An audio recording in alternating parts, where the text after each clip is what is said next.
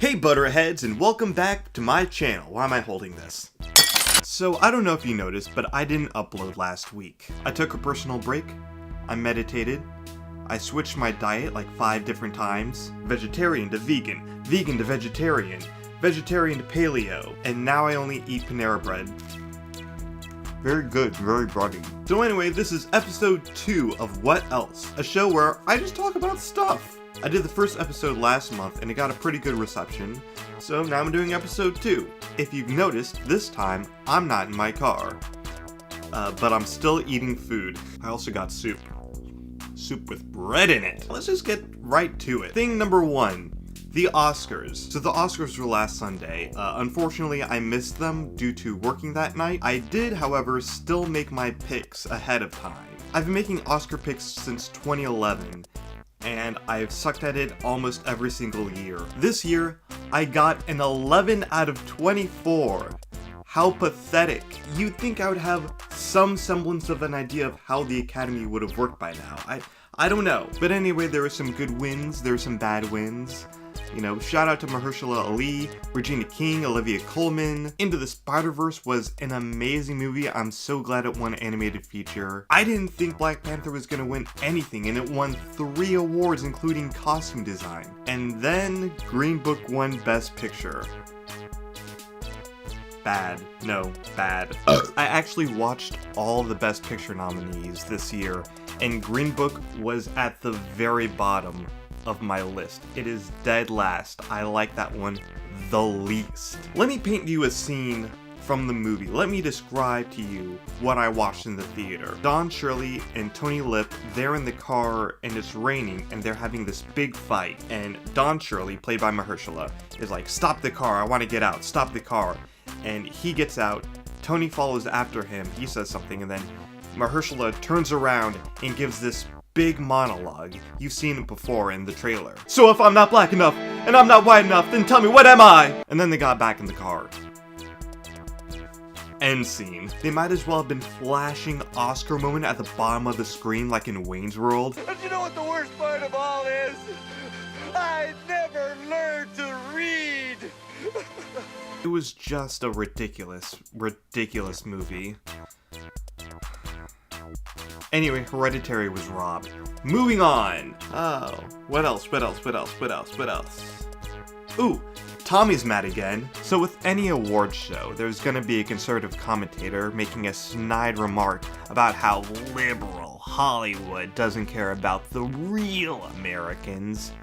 Enter Tomi Lahren, who this time didn't even get into the awards part. This time she got caught up in the red carpet pre-show because actor Billy Porter was wearing a gown, and she called it an assault on masculinity. I thought masculinity was supposed to be stronger than that. Apparently, one man in a gown is a devastating blow to the masculine community. How can they ever recover? She made a final thoughts video about it, but it's only available on Fox Nation, which is like $6 a month. And it's not like someone can just rip the video from the service and upload it to YouTube where you can watch it for free. Oh wait, that's exactly what someone has done. So I'll link that in the description down below. I'm not gonna post any clips because I don't want to get in trouble, and also Tomi's voice is really annoying. The video is also mostly filler, which is strange because it's just under 3 minutes long. I would say about a third of it is actual commentary on the subject. Let me see if I can sum up her argument. "Billy,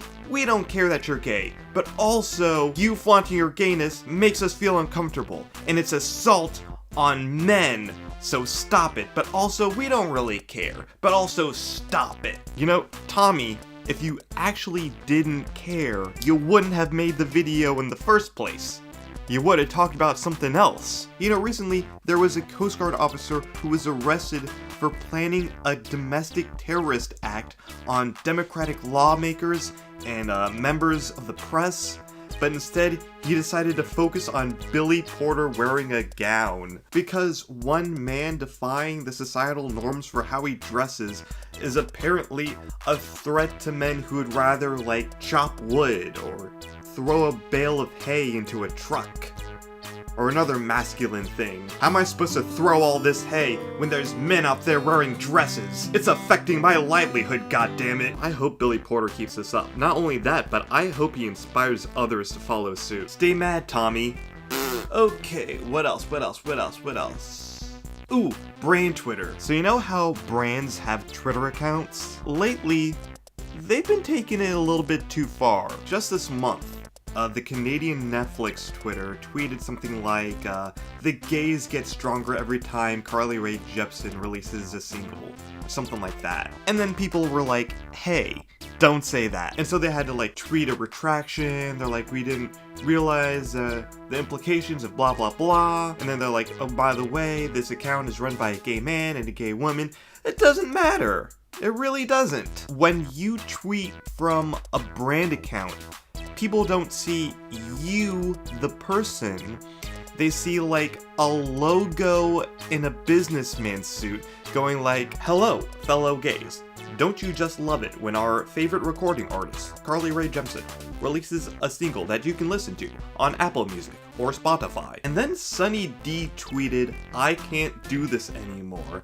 That is nuts. Well, I mean, technically it's orange juice with a lot of sugar in it, but it's also nuts. If you want my theory on it, I think that tweet was an accident, but now instead of deleting the tweet and being like, sorry, that tweet was an accident, we didn't mean to post that, now all the other brands are joining in, so it's like this role-playing, like Moon Pies chiming in, fucking Pringles or whatever. It's weird. I don't like it. That's about as far as I planned this video. Oh, actually, I was just thinking about this. Remember that part in Glee when Blaine cheated on Kurt? That was bullshit, right? Blaine convinced Kurt to go to New York to follow his dreams. He wanted that for him. But then the second that he got an internship and couldn't answer all his calls at any time of the day, he just went out and fucked a Facebook rando. And it's not like he had to wait very long to see him again. He was gonna visit him that weekend. And then he was like, I needed you and you weren't there. Blaine, you told him to go to New York. What is wrong with you? Okay, this video is losing steam very fast, so I'm gonna end it right here. If you have anything you'd like to see me talk about, leave it in the comments below. You can also smash that like and subscribe, and also live and laugh and love. Alright, now get out of my house.